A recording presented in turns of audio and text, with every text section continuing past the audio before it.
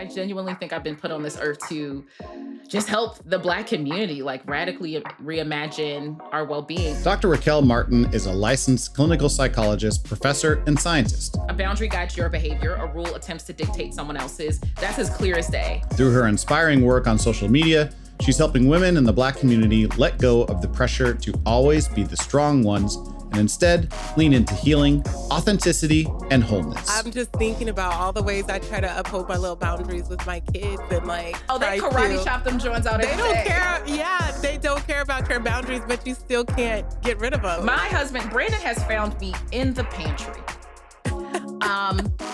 And then all I heard was, nah, she's not down here either. And he shut the door. You know what I'm saying? Join me in welcoming Dr. Raquel to the podcast. What's up, everybody? Welcome to another episode of Do Tell Relationship Podcast. I'm your host, Nina Westbrook, and you're in store for a really great episode today.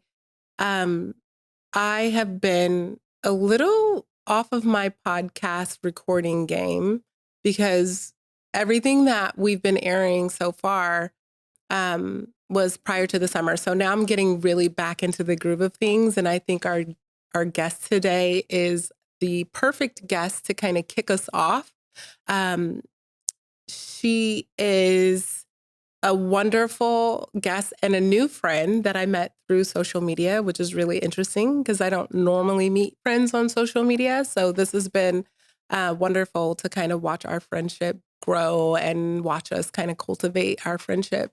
And so often we are taught how to be successful, how to hustle, even how to date, but not how to actually connect. And for so many of us, especially in the Black community, there's also added pressure to carry that strong persona, to hold it all together, and to silence our own needs in the process. Today, I'm joined by my friend, Dr. Raquel Martin, a licensed clinical psychologist, professor, and a powerhouse behind the Burn the Cape movement. She's rewriting the narrative about strength, vulnerability, and mental health, both in her clinical work and through her authentic corner on social media. We're talking about the pressures many of us often feel to be everything to everyone, what it means to build healthy relationships, the role of friendship as a protective factor in our lives, and how to create space for truth and authenticity in love, family, and community. Let's get into it. Welcome, Dr. Raquel. Thanks so much for joining me on my podcast. I'm so excited to have you here. I feel like we're going to have a really good chat today. I'll try to stay on task because I get distracted. You know what? I feel like we could go where the conversation takes us because there are so many things. And I feel like being timely is going to be our biggest issue today. Yes. Let's jump into it. I like to start every episode with a little segment called Walk Away or Walk Through It. Okay. I feel like I already know what your answers are going to be. Okay. However, we're going to do this anyways. And the first question is, you're invited to collaborate on a project that could give you a huge boost in exposure, but deep down, it doesn't align with your values. Walk away from the opportunity or walk through it. Walk away. I'm out. Yep. No interest. A couple of years pass and you realize you've been really active in a one-sided friendship. Walk away from the friendship or walk through it? I've been in the friendship for years and I didn't notice that it was one-sided. Yes. I would walk away and then walk right to a session with my psychologist. Cause how did I miss that? You know, like what?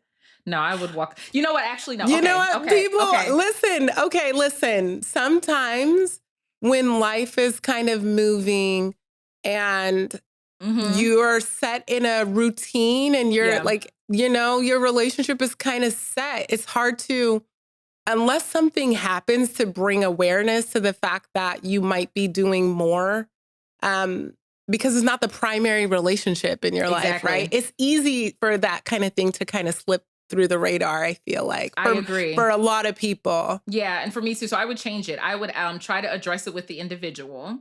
Because just because I've had a same like circle of individuals for so long, and because of that, the relationship was primarily reciprocal for the majority of it. Something may have shifted with myself or with them.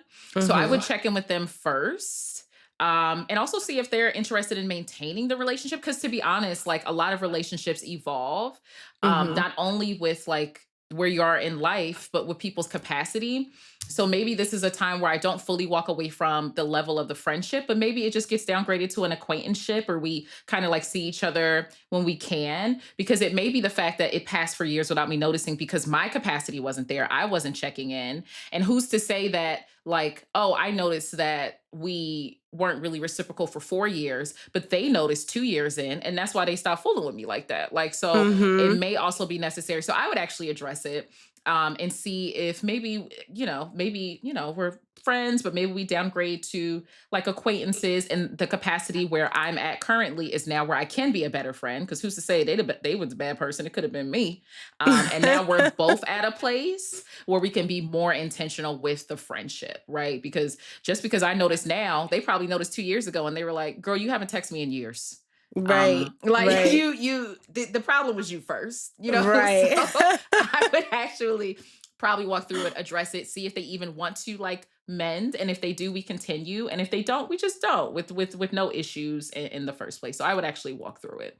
Yes, I like that because like you said, relationships evolve and we Hmm. sometimes we go to more of a when you're in town, like let me know you're in my city and whatever, I love those though. That's like a good chunk. I That's really a love healthy that's those. a healthy friendship. I think so, because there's levels to every relationship. And as someone who travels more, I have two boys, always fighting for my life. And I try to do really well with, I'll even put on my phone checking with this person and stuff like that.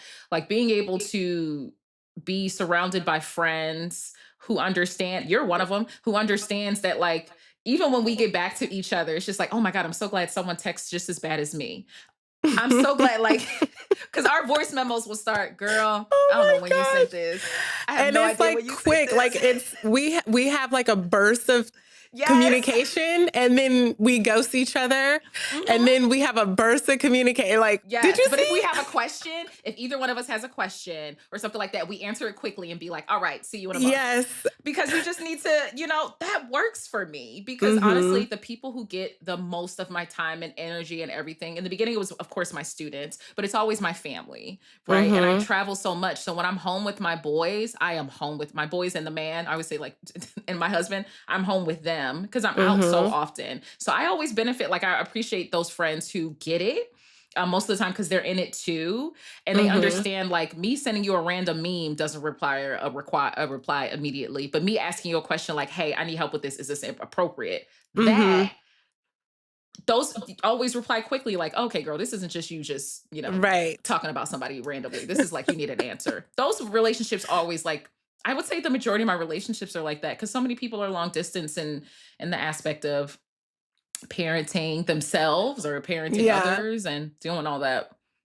Well, I appreciate that. I appreciate you saying that because it's definitely an intentional thing, right? Hmm. I would never want to hold up anyone's progress Yeah. or withhold information that could be useful and is like taking time out of your day. So Hmm. yes, I'm sometimes I text hi after.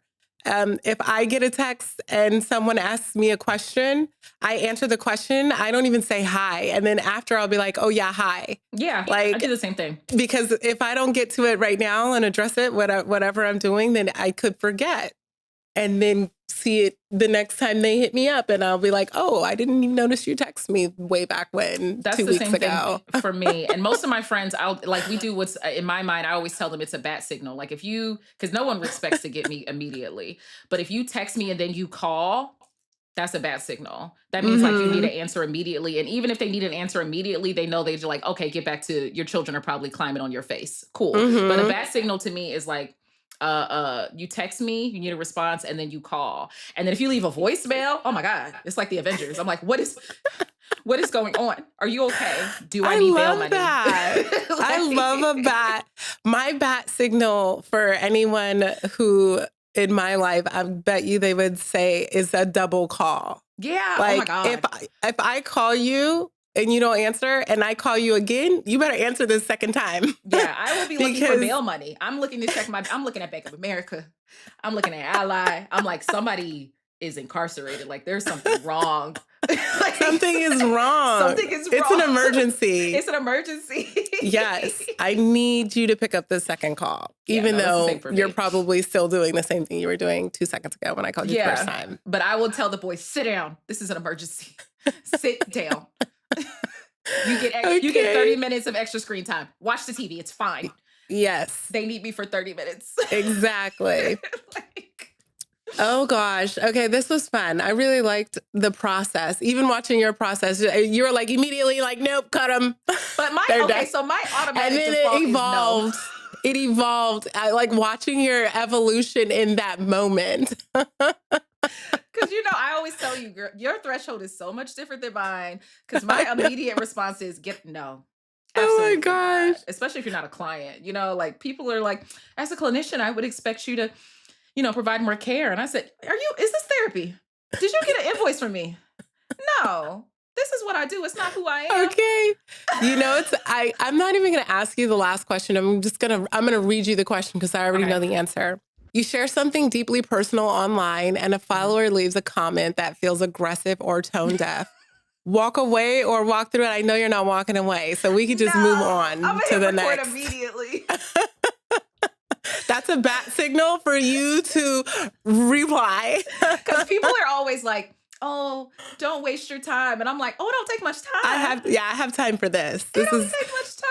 It's so funny. I spoke to, I did a podcast episode with Gabrielle Union. And I asked a similar question and she's about taking the high road. And she said, listen, I will take the next exit to come off the high road to whoop you where you're at. Listen. And then re-enter the freeway back onto the high road. But if I got to exit the freeway to get over to you, to meet you where you are, I'm okay with I'm with her on that because let me tell you something. When they go low, I kick them in the face because you should not have been down there anyway. Why you down there? You wouldn't get kicked if you weren't down there. All right. Take the high road. I can't find the directions. I can't find them anywhere. No. Okay. Well, that answers that question. Let's talk a little bit more about your journey and the Burn the Cape movement, which I love. It's honestly over the past year or so, I feel like this movement and this idea about burning the cape could not have come at a better moment. It's so important. Can you share a little bit about where that moment came from for you and when you knew that this was going to be your path? Yeah. So there's so many different places. Like I specialize in Black health and well-being. So I've always worked with men and women and non-binary Black folk in different stages of their life, children and adults. I've had clients as young as 4 and as old as, I don't know, like 80, I believe, because I also do assessment. So I've always been interested in like that aspect of Black health and well-being. And then right after Kamala had announced that she was going to run for president, I got so many messages from individuals. I typically get messages from people asking for like sessions and stuff like that, but it was an influx. And they were like, what are we going to do? Because like when they attack her, they're going to attack all Black women. Like, because it's not like it's solely an attack on Kamala. It's going to increase all the attacks against Black women overall. And I knew I wanted to do something because a lot of times people will be like, you see a lot of stuff online about romantic relationships and people trying to find the romantic partner. But one thing I noticed during that year is I found more and more people looking for friendships than romantic relationships. Like I found more and more people looking for ways to build relationships, to come from a healed, like having previous bad friendships. So I saw that more than the little, like the red balloon challenge. People are like, they want a boyfriend or a girlfriend. And I'm like, people just looking for friends. I'm going to be honest. Like people are looking for their people. So I was like, I'm sure there's a support group or a group where it's for Black women. It's about dealing with the impact of stuff specifically with being a Black woman in America and how to deal with that. And I was looking for a support group because I feel like, community is a mental health resource and people are looking for their people. And I couldn't find one.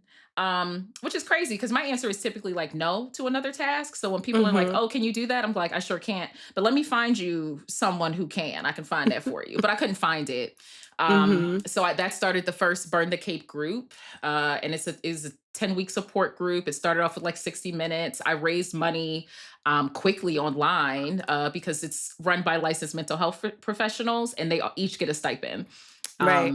And each week focuses on something that contributes to mental and physical health difficulties for Black women. We talk about medical advocacy and we talk about stereotypes and we talk about compassion. And it's all based on this curriculum I made with different topics and discussion prompts. And they get a journal and things like that. And the first group, I think, was like 185 members. And then the second group, I think we had like 300 or something. And then our next cohort, I think we're going Wow. to have 300. And even with that, it's hard there's always like more people on the wait list, but we pay the facilitators. So there's only so much more money we can raise. So I started the Sanctuary, which is an online mental health community. We have 6,000 members. It's free. And every single month we do like 2 live events. So this month, our live event is the book club, which is Sisters of the Yam by Bell Hooks. And the mental health theme is the obligation to present strength. We do 2 live Mm. months and every single mental health topic we do, I do like a little mini lecture. And then I also give them journal prompts. And then I also give them some affirmations that go with it in a worksheet. And our live discussion is based off of like, you've taken in this information and we're going to talk about how to incorporate it into your life. And it's been amazing. Like I love every single aspect of it. I genuinely think I've been put on this earth to just help the Black community, like radically reimagine our well-being. And I have 2 colleagues. We're making one for Black men. It's called Break the Hammer. And that'll be in January. But like it's great. Like literally, I could be having a trash day. But if it's a group day and I get to just like see a bunch of like Black women faces and they're like, oh, this is the highlight of my day. Like Oh, mood is wow. instantly like significantly better. So it's been amazing. And it's Such, something I've always struggled with too, of just being like, yeah, I'm gonna do everything. Oh my God. And it it's is, it is so relatable. And I think, first of all, what you're doing is incredible to thank you. create the spaces that we are so desperately in need of. Hmm. I think is really wonderful because I know how busy you are and how many different caps and hats that you wear and Yeah. all that you take on and all the work that you do, and it's really incredible. So thank you for doing that. I Yeah. feel like it's really nice when people are in this space where they're learning and growing Hmm. and like you said, seeking friendship, right? Trying to build a circle of friends. And a lot of the time, the people that are in our lives, they're used to us being that the strong friend or Yeah. the matriarch of the family, or just kind of wearing all these hats, doing everything for everyone. And then when we start to take care of ourselves and choose ourselves and our health and well-being and put ourselves first, it could cause a lot of friction a lot of times. And people are like, whoop, wait, what happened? You're not just here to help me, to serve me, to do this for me and take care of me. Yeah. You actually have to take care of yourself too. I feel like a lot of times there's a lot of friction that comes from that and Hmm. different challenges within the family dynamics when people are trying to adjust to this new person and this the work and the healing that these individuals are putting in. How would you suggest navigating a lot of that tension? Well, of course you have to cut them all off. No, I'm sorry. I can't be serious for more than 5 seconds, Nina. That was my limit. But like, just cut them all off. No, I do feel like that's advice that a lot of people get, and it's so absurd that I'm just like, right, right, right, right. Yeah. Absolutely not. No. One of the things I've noticed is that the individuals who push back the most as a result of your healthy boundaries are the people who benefited from you having none, right? Hmm. Because boundaries are meant to build relationships. Like if you don't care about the relationship, you'll just cut them off and be like, I don't need a boundary. The boundary is don't ever call me again. You know what I'm saying? But a lot of times I would tell people, because that's what a lot of people do. This younger generation when I work with them, they block people so quick. It'll make your On head all spin. the devices, My on God. all the social media. You got to go on this one and And TikTok I'm just and like, I'd be like, wait a minute now. No, this is a healthy conflict now. Now this isn't, like you gotta rein that in. And they like, I'm sticking yeah. to my boundaries. And I'm like, that's not, I didn't tell you that. Who told you that? I didn't tell you that in session. Like, what are you talking about? Oh my Right? Like, gosh. For example, Forever. Did you see the show yeah, that was Forever? very realistic. Whoever they had in that Them writing blocking me, room, I could not help. I was so pained by the amount of blocking that was happening in whoever they Forever. had in their writing room was accurate. Cause I'm like, yep, that's what they do. They be like, oh, I'm out. It's gonna be enough. But you mentioned this like it was a couple of days. It was one of your posts. It was like, people have an issue with conflict, and it's right, but like they don't even know that it's not, conflict isn't the issue, it's poor conflict resolution, right? Yes. Because you're going to have conflicts, right? You want people to help you grow and stuff. So I would say that actually helps with, if you're getting pushback when it comes to the boundaries. One thing you need to understand is you should kind of, and it's change, right? Like, so one, make sure you're setting a boundary and not a rule. A boundary guides your behavior. A rule attempts to dictate someone else's. That's as clear as day. As someone who has been in school forever, bachelor's, 2 masters, doctorate, thousands of hours. The way that people describe boundaries, 80% of the time, unless you listening to Nedra Glover Tawwab, they got it wrong. A boundary guides your behavior. A rule attempts to dictate someone else. So first, identify whether or not you're trying to work on a boundary when it comes to your behavior or a rule, because there might be pushback to both. And the reason why it's important to know the difference is because someone can violate a rule and your boundary will still stay firm, right? The rule could be, don't scream at me. The boundary can be, when I feel disrespected, I remove myself from the situation. The person screams at you, rule is violated. You feel disrespected, you pick up your body and you move, right? So I would say first, are you doing a boundary or a rule? 2, figure out what the conflict is when it comes down to it, right? Like, do they not understand where it's coming from? Do they just want to wish you harm? Is this a relationship that needs to evolve and be downgraded as well? Are they being unreasonable? Can you have a conversation about it? And then you have to decide if this is a relationship you want to continue. Now, there's many times where these are relationships where it's just like, well, I can't cut off my child, but like, people will be like, get rid of everything that stresses you out. And it's like, well, I gave birth to them. So I think that, they call people on individuals who do that. You know what I'm saying? So like, it's like, what?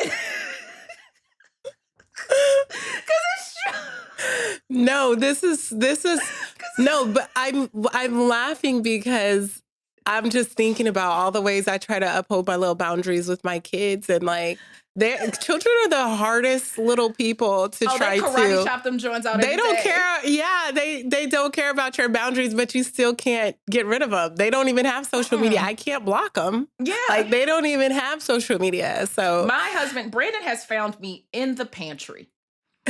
And then all I heard was, nah, she's not down here either. And he shut the door. You know what I'm saying? Like, okay. But the way I hide under clothes in my closet when my kids are looking for me and calling my name, and then they literally come, they won't just leave me. They will come search under the clothing. I'll just be like, I promise y'all I'm not this cool. I'm not that cool, guys. I'm not. I promise you. Please. I can't breathe, But see, like, if you want to evolve the relationship, but also prepare yourself for that, because I think I did a video recently about the difference between discomfort and danger. And a lot of times people will stunt their own growth or do this under the guise of like protecting your peace, not because you're actually in danger, but just because you can't handle the discomfort of having to have the conversation, dealing with the fact that you might have been wrong, and that will just stop any aspect of progress that there is in the first place. So I always tell people, like, okay, so they're having an issue when it comes to a boundary, which is always tough, because most of the time when people say they're having an issue with the boundary, they're really having an issue with the rule. But if they're having an issue with the boundary, okay, so how did the conversation go when you addressed it? Oh, I didn't. Oh, because I don't feel like I should have to justify anything. And I said, well, does the conversation automatically go to a justification, or can it just be you explaining the situation and letting them know that that's how it's going to go and stuff like that? I don't know. I'm not talking to them anymore. Right. Yeah. So let's rein it on in. Let's have a talk about this, because that's the like, people will just avoid that. And it comes out in parenting a lot too, right? Like, my job is not to remove conflicts and discomforts from my child. My job is to shepherd them with the right emotional regulation and the skills so that they know that they can handle it themselves, right? Like Mhm. that's not my, people who have had individuals make those kind of accommodations for them are jerks. Mhm. And one of Mhm. my most important jobs, in addition to like keeping my children healthy and safe, is to make sure they're not jerks. People, and Mhm. not enough parents take that job seriously. You know what I'm saying? Like you Yes. give them all organic food, and then I see them at the playground, and as soon as I see them come on the playground, I want to leave because your child is a bit of a butt. Like so it's just like it's the same thing. Like, just have the conversation. If it doesn't go well, it doesn't go well. Prepare yourself for the fact that you likely will have to have a conversation. Some people just don't. It's changed. So they may do well, may not do well, but the conversation can be, oh, well, my boundary is my social battery ends at like 6 p.m. and I can't give you the energy that it deserves, any kind of conversation. So unless it's an emergency, I'm just not going to answer at 6 p.m. And they may struggle and they may still call after 6, but it's a boundary, right? So you just Mhm. don't answer, right? Mhm. And then if they have Mhm. an issue with it, then address it. But then if they don't and they are literally just getting used to the new boundary, like they're like, oh, my bad, you just continue. I think what's really important about what you're saying is this idea of that you are implementing, like you're shaking things up. You're going to Hmm. change some things because your behavior is now going to inform everyone else's behavior, and they're Yep, not accustomed to this new behavior of yours yet. So there's a exactly. learning curve, and you got to be respectful of that, but also, and have a little grace. But Hmm. but then you still have to continue to grow and have your boundaries and know the difference between the boundaries and the rules. I mean, Yeah. you've talked a lot about wanting your sons and the Black community as a whole to feel safe Hmm. and feeling like they can be their full, authentic selves. So many families have grown up with messages and about needing to always be strong and never showing vulnerability. What does it actually look like in practice to change that narrative at home? Oh, it's uncomfortable. I will tell you this, like when people are like, I don't know if it's gentle parenting, conscious parenting. I treat my children like human beings. When I tell Mm-hmm. y'all it's not easy, it's going to be the toughest thing in life. I get why they wanted us seen and not heard. We always got Mm-hmm. something to say. It's exhausting. It's too much talking. It's It's so like much talking. exhausting. But we're Listening. creating functioning people, guys. It's not going to be easy, but it's going to be worth it. There are so many times where people are like, well, it's so interesting, specifically in the Black community, how good parenting is equated with control. Mm-hmm. Like my child would never talk back, and if I tell them to sit down, they sit down immediately, even if they're not in danger or anything. I'm just saying, and a lot of Mm-hmm. times they equate good parenting with control. Mm-hmm. But I think we need to understand the historical aspect of that because why is controlling anyone like the epitome of a good relationship, right? Right. So I rear my children out of respect because respect builds relationships, but builds relationships. Obedience builds resentment. They're Right. looking at obedience, and my job is to build fully functioning individuals who do feel comfortable feeling vulnerable because that's the trajectory that's going to make them feel comfortable advocating for themselves when they leave you, right? What Mm-hmm. we're really doing is just building their alarm systems, right? I want my children to be so steeped in respect and compassion and acceptance that anytime they are around a person or in an environment or even in a job that doesn't feel like that, they're so used to that positive feeling that their alarm goes off. That Right. they're just like, oh, that's absolutely not the way you speak to someone, right? So it starts with even I always say I hope to make at least one mistake in front of the boys a day so they know how I respond to the mistake. Like, do I Mm-hmm. call myself out my name or do I state that everybody makes mistakes, right? Anytime Mm-hmm. I make a spill, I'll be like, oh, that's okay. Everybody. And then Russell or Jaden will say, makes mistakes. Everybody makes mistakes. I apologize for my behavior so they can understand that you're allowed to be vulnerable as an adult so kiddos can do it too. I try to create little scenarios where we're able to engage with each other, where they're not always going to be the best at things. Like I say the corniest stuff in life all the time. Like they'll lose games because at the end of the day, you can't see me on Uno. You just can't. You gonna draw four every time. I don't Oh, care. I don't care this. what those rules say about you can't add a draw two. Stay in your lane. I don't care if you created the game. Okay. You gonna draw 6 every time, okay? But I try to have scenarios where we look at their frustration tolerance. So like we'll play games, which is really, really good anyway. As a psychologist, I can tell you that like imaginative play and games that provide the opportunity for like frustrative experience help to build their frustration tolerance. Mm-hmm. But I always say stuff like, you can't always win, but you can always have fun, right? Mm-hmm. I I make love sure that. I give specific praise. Like I don't just say good job. I'll say good job trying a new thing. Good job sharing that toy. I know it's difficult to share. I even say like, Mama can't stand sharing, but I share my house with y'all. So, you know, I think we'll be okay, right? So I do specific praise. And then I'll also make sure I do this whole thing where I make sure they catch me like bragging on them and stuff like that. Mm-hmm. If we have issues, I explain stuff to them. Now everybody listen to know you like this take too much time. It does. It's so time consuming. This is why they didn't do it before. Because I mean, we're busy humans. We're busy people. We're really busy. When I tell you.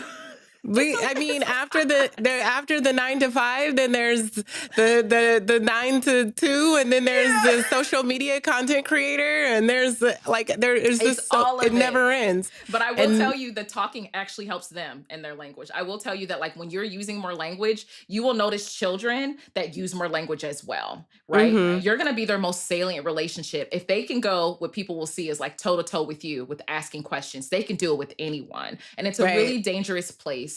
And I think everyone can understand where I'm going, where children don't feel comfortable advocating for themselves and saying no just because they're an adult, no matter how it makes them feel in their body, no matter how dangerous it seems, no matter how icky it makes them feel just because they're an adult, right? Like that's a really dangerous place to be. So I do that in everything. And even with my husband, I always say my husband is like the textbook Southern black man, like he's an accountant and he's very like the most chill man I've ever met in my life. He more like you.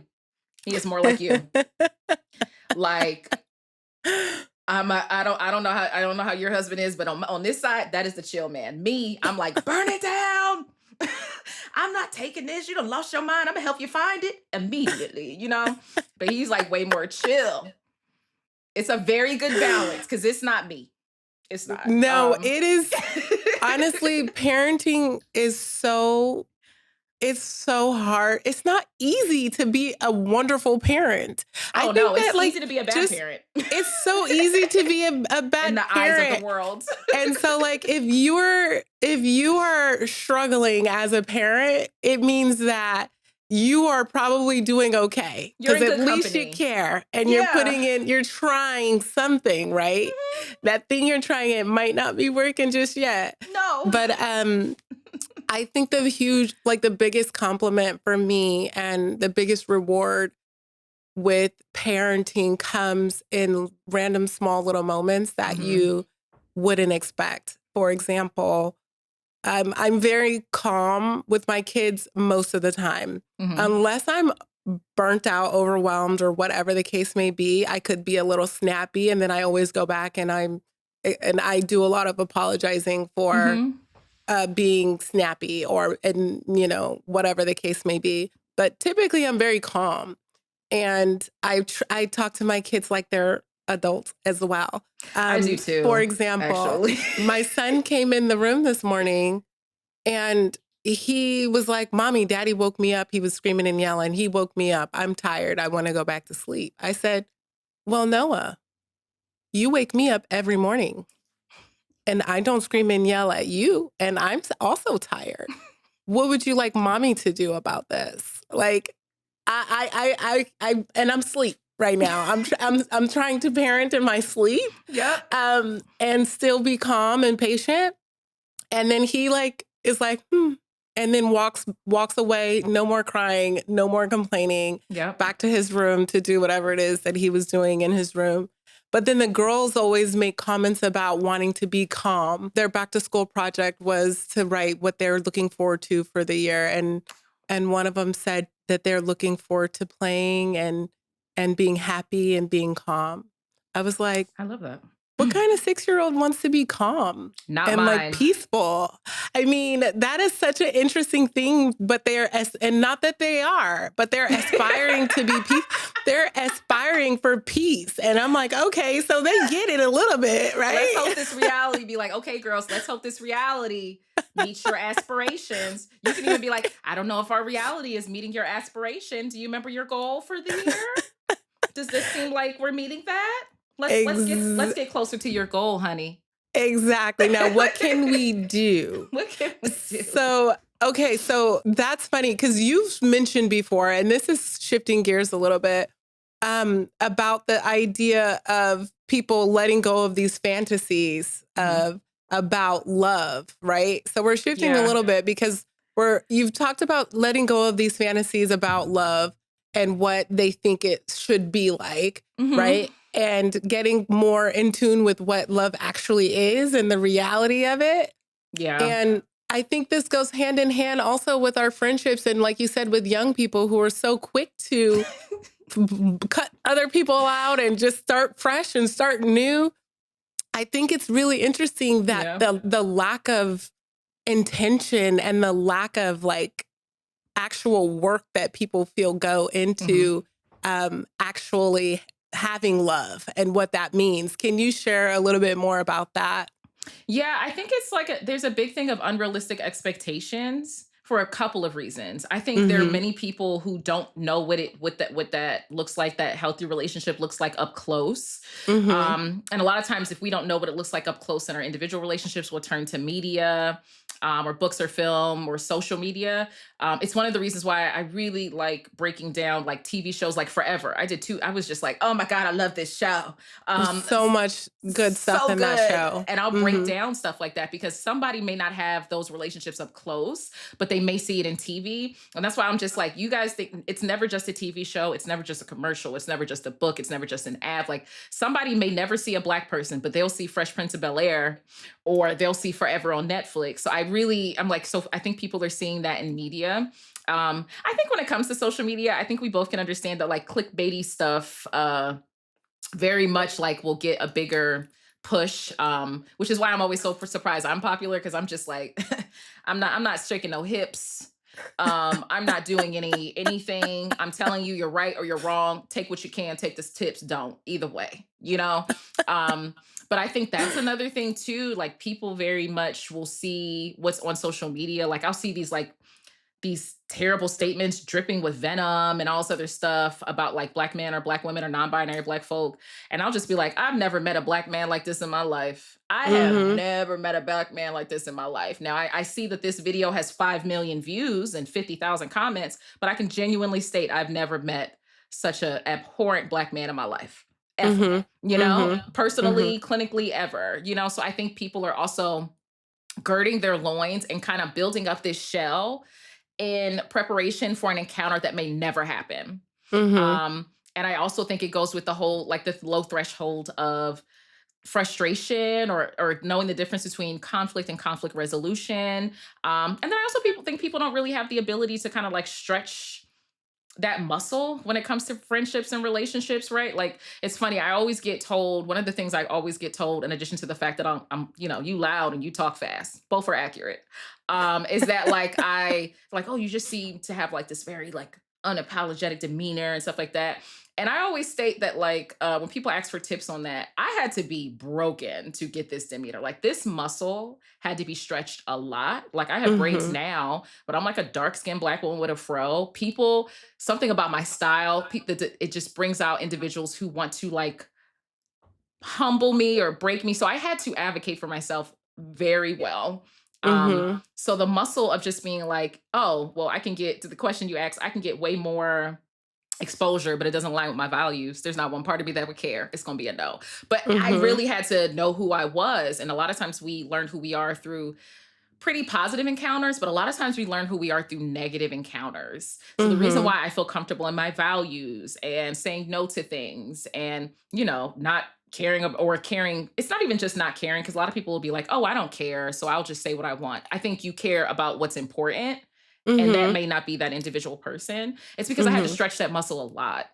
Yeah. The Practice. A lot of practice. practice. It's not fun. Like, listen, the way I got unapologetic wasn't fun. I Mhm. will tell you that Mhm. I have cried in the car and in the shower. I have been in class and called aggressive, but I have had my intern be called doctor before me. I like it's just very much having to stretch that muscle. And I don't think there's as many encounters as there should be to help people stretch that muscle of building friendships and relationships and dealing with tough conversations and understanding the salience and importance of community when it comes to friendships and not just romantic relationships. Because sometimes I'll see people who are willing to put in it's like you will give that individual 50 different chances, but you won't call your friend back because and it's just like because some part of individuals think romantic relationships are more important than friendships. Mhm. And I've been with my husband for 15 years, and then we've been married for 8 years. Actually, this Wednesday is actually our anniversary. Do have to buy, Ooh, got to get that gift. happy But anniversary. thank you.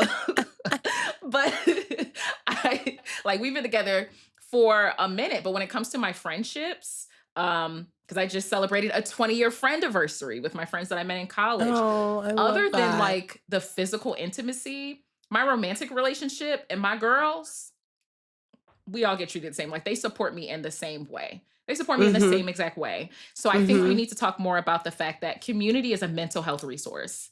Like Mhm. therapy doesn't have a monopoly on healing, but whatever path you take, whether it is like activism or advocacy or therapy, it's going to be paved with community. And I Right. don't think we talk enough about that friendship thing and building those friendships. And it's necessary because people are looking for that. Like people are like, right, yes, this romantic relationship ain't work, but I would love somebody who would just crochet with me and watch Live Single. Like people are looking You for that. listen. Okay, but okay, so you're saying we're obviously talking about community. A lot Hmm. of the conversation that we've been having today, there's been that underlying like avoidance and Yeah, inability to, or just not even just an inability, but the not wanting to not wanting address to. conflict. Like, yeah, not wanting to put that time in. With that being said, what do you think are some of the biggest challenges that we face when it comes to building that inner circle and building that community? And what are some ways that people can um, work to create a better support system and community in their own lives? I tell people a lot, and like people always laugh. But like being irritated is the cost of being in a community. I'm real with Yep. you. Like at the end of the day, like isolation feels like safety to a lot of people, especially individuals who have tough times. But there's going to be a limit to that feeling like safety because we are affiliative individuals. Like we need that. But irritation is sometimes the cost of being a community. Like you're not going to be with Hmm. individuals who are exactly like you. And even if you were, and all your friends were exactly like you, I guarantee you they would irritate you. Oh, Like yeah, you would just be like, why are absolutely. why are we so similar? So irritation is one aspect of the cost of it. I think we need to be more intentional about building those kind of friendships and relationships and prioritizing them. I understand all of us are busy, but having the conversation about when you've met your capacity for certain things, like a lot of people's social battery runs out really, really quickly. And instead of honoring that and knowing themselves and knowing that they're not in a place to give that conversation the time it deserves, they'll have the conversation, they'll be irritated at the person, which they will pick up on or they won't, and then the relationship gets severed. So I think Hmm. one aspect is also like keying in more so with yourself when you've met your limit and feeling okay and comfortable with the fact that your relationship with that person can hold that conflict in order to address it. Like you have to trust that the relationship can hold that kind of conflict because clarity is kindness for me and for you, right? Right. My friends always state that they never have to worry about if something offended me because I'll just be like, I don't like that. I would Hmm. like to discuss it. Yep. So even if you just be like, oh, I wonder if I offended Raquel. Did she say you offended her? No, you didn't offend her. She would have said, I Yep. don't like that. That was incredibly rude. And I really want to address this. Yes. And it's not even like blunt honesty because you can divorce bluntness from honesty. I'm not calling you out your name. I'm not disrespecting you. Hmm. I'm not degrading you, but I'm letting you know you hurt my feelings. And this relationship means enough to me to want to fix it in the first Yes. place. So that's Hmm. it's like it's a lack of trust because sometimes you don't have the conversation because you genuinely don't feel like your relationship can hold that. It could also be residue from previous relationships where you tried to address it and it didn't go well. But when you're building this relationship with new people, you have to trust that you can hold the conflict. And then if you can't, now you know, right? Like building walls keeps out the pain, but it also keeps out the progress. You have to trust the fact that you guys can hold this. And if it doesn't work out, well, now you know. I I could not agree more. And I think, like, honestly, I love this question as opposed to how can I work within the relationship, that this 10-year relationship, this 20-year friendship, Mhm. to create a new baseline, right? And change the way that we do things to be to be more healthy, right? When you're starting out new, this is your opportunity to go into this relationship, set the kind of the standards, the expectations, or whatever the case may be. You get to kind of be this really great communicator in this relationship because they don't know you as anything other than that. So Yes. I feel like a fresh start to a friendship, or when you're getting to know someone, I tell people this who are dating, like, go in and be your authentic self and be vulnerable and be open.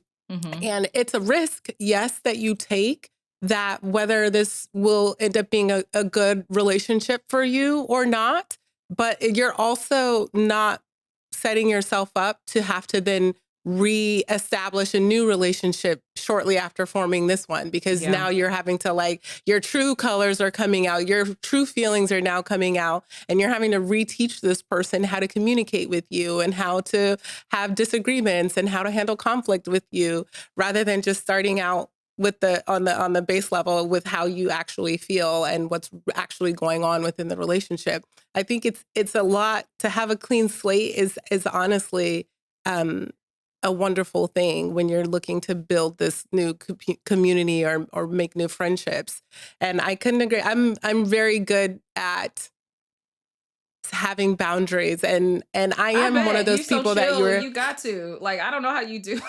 Listen, I'm one of those people with clarity and with honesty, Yep. because I'm one of those people, like you just discussed, about having like a social battery and a Mhm. social meter. And it wouldn't be good for me to put myself in situations to meet new people and to build relationships and try to work on building a community if I'm going into the situation already burnt out, right? Yeah. Like, I am setting myself up to be the girl who is, oh, Nina Stank, she's quiet over there. She's not talking to anyone.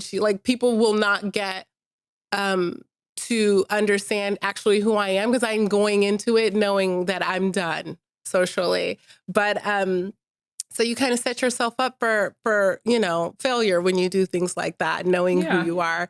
But communicating with clarity and kindness, I feel like you can, exactly what you said, you can be clear Mhm. and not be mean. There's a way to say everything. And for me, one of the biggest keys one of the biggest things that I've learned is that if you lead with, this is how this is impacting me, this is Mhm. how I feel, right? This is how this situation has impacted me. How can we move forward in a way that this no longer is impacting me this way? Like, don't even Yeah. make it about another person, because at the end of the day, if these people are not willing to meet you where you are and they don't respect your feelings and they don't respect your baseline, you get to find out really quickly, and then you can move on to the Yeah. next relationship, right? People can't hold that mask for long, whether it's the person holding the mask with you or you holding the mask to not be yourself in the relationship. It takes too much time and energy to do that. And then it's like this is how it's impacting me. And starting with, like, I value this relationship. Hmm. So I want us to start off on a good foot. And if you keep talking to me crazy, I'm gonna chop that foot We're not off. going to make it. We're not going to make It's it. not gonna happen, honey. It's not going to happen. So you said also, one of my favorite things that you have said, which I've spoken to you about social media and Mhm. how I'm not great at social media. And You've I been just doing said, so well, Nina, though. Every thank time you. you share something, I'm like, look at I her doing this appreciate and she you. don't like doing this. Look You at tell me you. that all the time, but you are so wonderful. And we can, maybe if we get it anytime, then we can talk more about it. But one of my favorite things that you've said is that when someone ignores your no, it's a form of aggression, Mhm. even if it's wrapped in kindness. Can you explain why this distinction is so important to the context of relationships and consent? Yeah. One, because I'm from Philly and we don't play that. You know what I'm saying? Like, Also, go birds. But like people will see aggression as, like it's, saying, just saying just no and stuff like that. But if I say no to something and then you keep trying to convince me, they don't see that as aggression. And I think in that video I said, and then when I punch you in the throat, I'm aggressive. No, I said no and you heard convince me. I said no and you heard tell me more. I said No. no and you heard she must be confused. And then when I sock you in the throat, I'm aggressive. That you was aggressive this whole time. I said no multiple times. Like trying to push yourself on someone. No means no. It doesn't mean convince me. It doesn't mean, and I think it very much contributes to someone doesn't respect you. They think they know better than you. And it creates this form of hostility. And they think it's not the same in terms of hostility. Like I said, no, and you're trying to convince me. You're trying to convince me your way is better. And I'm advocating for myself and you think it's incredibly different. So I think it's just the whole aspect of people feeling as though they know better for you than you do. Right. And even if the scenario happens where I said no and then it turns out bad, that's me. That's for me to learn. That's for me to understand. Violating someone's no, not respecting someone's no is just as aggressive. Trying to explain stuff when they said no, trying to think that they need convincing when they said no is an issue. And it also goes, when we talk about consent, especially like rearing children, I always talk to them about consent has to be like informed, it has to be healthy, it has to be enthusiastic, right? Because a lot of times we will talk about consent solely in the aspect of like yes or no. But there are many scenarios where people try to coerce you and then they just eventually break you down, right? I'm rearing 2 boys unless they tell me otherwise. And when it comes to the aspect of consent and coercion, I am not playing those games. I want you to understand if they said no, even the way we do it with the boys is like, say we're joking and say I'm tickling my son and he says no, I stop. This one time we had the scenario where the boys were play fighting. They're always play fighting. Oh God. It's insane. And Jaden told Russell to stop. Jaden is the little one. I say big one, a little one. The big one was playing with the little one. The little one told the big one to stop, but he was laughing. And he came to me and he looked at me and he said, Mama, I don't know what to do because he said no, but he's smiling. And it was because we had a conversation about the fact that everyone isn't verbal. So when we're talking about consent, we also have to pay attention to facial expressions because everyone's not verbal. At one point he was trying to like feed Jaden something. And I was like, he's saying no. And he said, well, he didn't say no. He couldn't talk. And I said, well, look at his face and look at his body language. He's moving away from the apple that you're trying to shove down his throat. I don't think he wants it, honey. Right. But I think it's important to realize that like some people, they're not as verbal, but you can see in their face that the answer is no, right? They maybe feel coerced. So I say when it comes to consent and when it comes to respecting someone, no, it's not only about them stating no. Is their yes enthusiastic, right? Is it the fact that you consistently like push them down and they're struggling with their own advocating for themselves? So they're already going to like freeze and not respond. It's that's just as aggressive. The convincing, the not listening to the fact that they're enthusiastic, the not paying attention to the fact that their yes was not informed. There's power differentials. I think there's so many different levels that aren't discussed enough. And I think we need to do a better job of discussing them across age ranges. And also state the fact that your consent can be removed at any time. Because they had fun tickling each other in the beginning and then they stopped having fun. So he said no, right? Yep. And one of the easiest ways I tell people to do this is like if they're talking about younger kiddos, because they say, what's the age? I use Sleeping Beauty as a way to show consent. That girl could not consent. She was not conscious. She should have never been kissed. She should have stayed in a slumber for the rest of her life. I'm sorry. But you can't consent to kissing someone if you're asleep. That like, y'all stop showing your children that unless you're using it as a teaching moment. I cannot stand that film for many reasons. There's so many reasons. First of all, why does she need to be saved by this man kissing her in order to live? Like, what? Anyhow, there's many things that are wrong with that film, but that's a really great example. Use that example. To use. Yeah, absolutely. It's so funny. This talking about consent with small children is something that is a big conversation amongst mom friends, right? Your mom circle and community. So this is really great for me to hear another perspective around that. But what we also don't talk about often is the person who's actually maybe on the dismissing side or the dismissing partner or friend of your boundaries. How can that person, if they realize or they've been made aware that they are dismissing someone's boundaries, how can they start to rebuild that trust and move forward in a more intentional and aware way? Change your behavior. The best apology is a verbalized apology, like not like, oh, did you want to go to the store? Or I got you a little treat from this place. I made something to eat. Yeah. The best apology is verbalizing that apology and change behavior. Right. And then you also have to realize, and this is going to be very hard for many people. So I just want to put this out there. My clients have had to struggle with this because I always state I have worked with the people who are seen as the victim and the offender. Right. And then they're like, oh, I changed and they still didn't want to engage with me. Yeah. Well, did you change for them or did you change for you? It is still their right to not want to engage with the new and improved you. They may have decided that was the last straw and they don't want to deal with that. And at the end of the day, your healing and your growth should never hinge on someone else.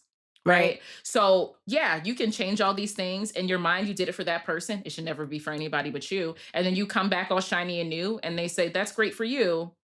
Don't know how you got this number because I still don't want to talk to you, and that's their right. Right. So your healing should never hinge on someone else. The best apology is change behavior, verbalize the apology, change the behavior, do it step by step, notice the missteps and bring those to the forefront. But if they still decide they don't want to engage with you, that's when it's important to respect the no. That's not when you try to convince them of how good you are and how when you know better, you do better. Okay. When you know better, you do better. And you came at this later. I saw that first behavior. I know better and I did better and I'm not engaging with you anymore. That's it. Wow. Yep. Good. That's beautifully said. Thank you for that. I feel like we can go on and just continue talking about all the things. Yeah. But I want to get a final kind of wrap up question from you. Yes. When you think, because you're doing so much work, when you think about the work that you're doing with your clients, your sons, and within your community, what's the one message about love, mental health, or connection that you hope the next generation carries forward? Ooh, I would say, and I'm all in my feelings. You will never get me this lovey-dovey again, just because it's our anniversary this week. Yeah. So yes. I always try to say like I'm a thug, but like with that man, I'm like, what you doing? Like it's so gross. It's just so gross. Like I'm supposed to be a thug, but I'm not. I would state that love is like supportive love is freedom. It's funny, right before and I'm going to post a video today, right before we came on, I was writing a script about marriage because there's this viral post that's saying that marriage is terrible for women. Like it increases your depression. Oh, I saw that. Yeah. You knew that I literally sent it to my husband. Like, as soon as I feel like you're taking years from my life, I'm out. I'm out. Right. And it's one of the things that I'm starting off the video and I'm like, see, this is one of these videos where one word would have like stop me from stitching this.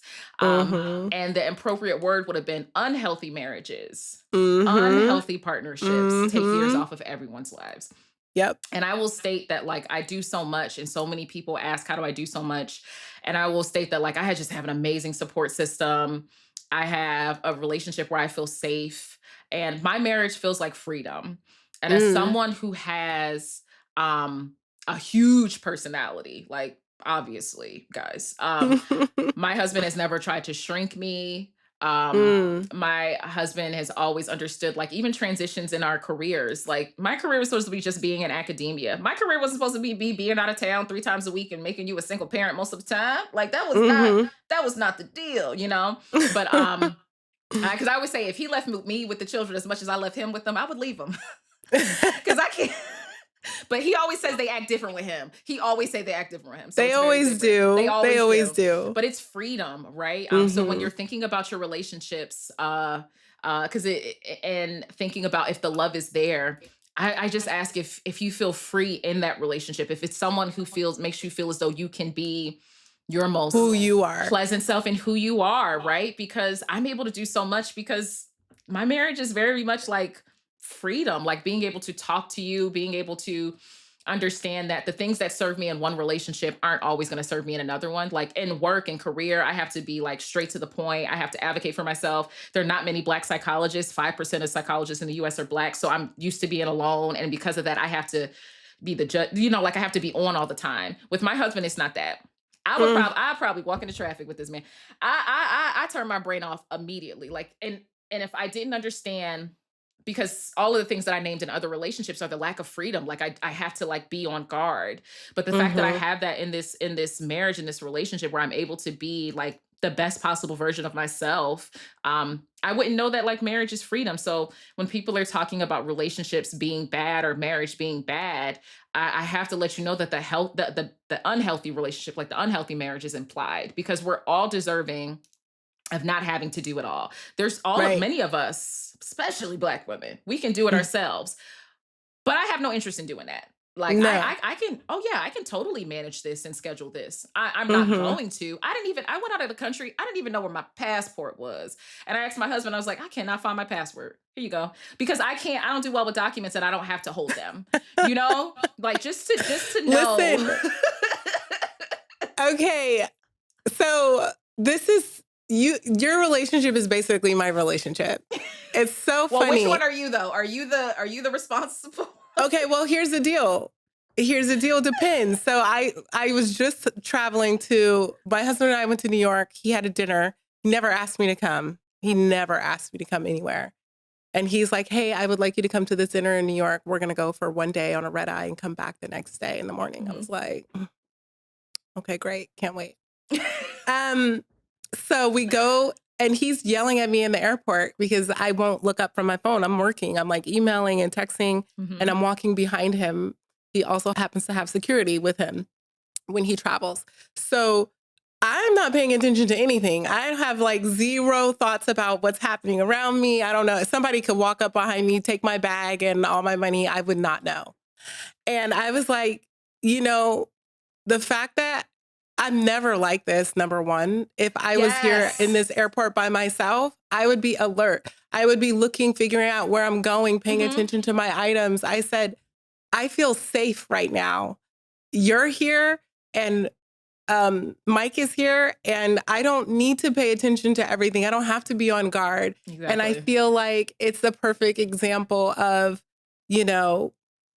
what you're talking about, freedom, but also safety for me. Freedom and safety in a relationship allows you to go out and live your best life, follow your dreams, and do whatever the things are that you want to do. And I think we're both very fortunate to have that. They love that though. They want to be I think they freak out because they think we're like that all the time. And I'm always just like, first of all, I'm with you. I'm not like this all the time. But clearly. I'm a thug. Right? Normally.